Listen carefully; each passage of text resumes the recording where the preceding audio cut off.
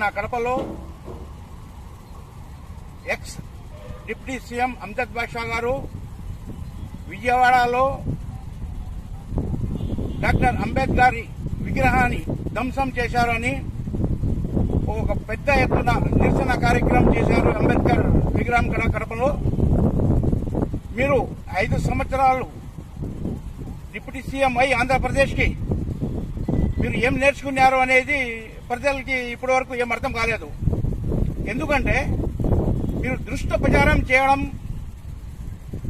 అంబేద్కర్ గారి విగ్రహం ధ్వంసం చేయడం అని చెప్పడం, ఆ నిరసన కార్యక్రమం చేయడం అనేది అది మీకు మంచిది కాదు.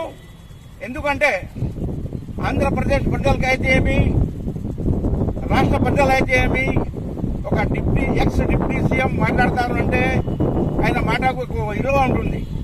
కానీ మీరు మాట్లాడేది మాటలు, నిరసన కార్యక్రమాలు రాజ్యాంగానికి కూనీ చేయడం అని చెప్పడము, దళితుల మీద దౌర్జన్యం చేయడం చెప్పడము, ఇది మీకు సిగ్గుచేటుగా ఉంది.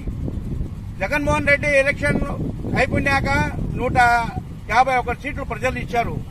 ఇస్తే జగన్మోహన్ రెడ్డి ఏం చేశారు? దళితుల మీద దాడులు చేశారు. డాక్టర్ సుధాకర్ మీద ఏం చేశారు?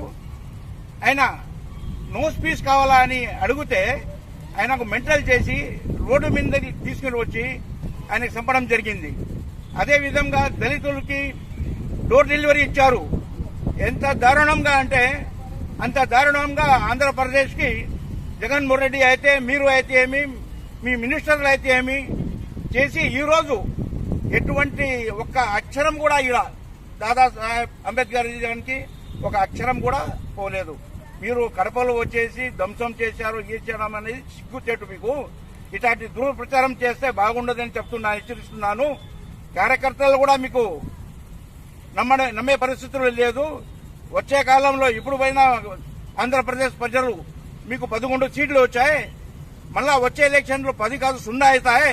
అది జాగ్రత్తగా మీకు చెప్తున్నాను.